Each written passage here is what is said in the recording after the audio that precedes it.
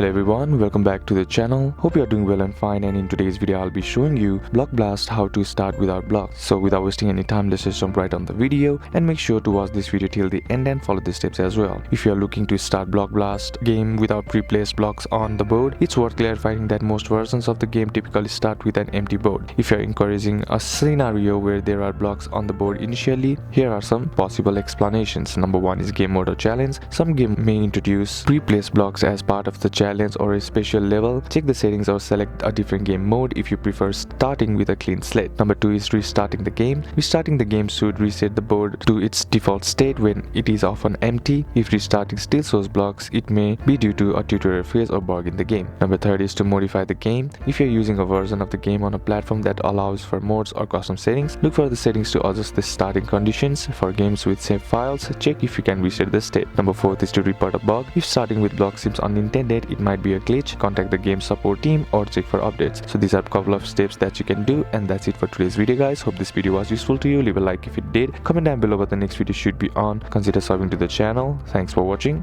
Bye bye.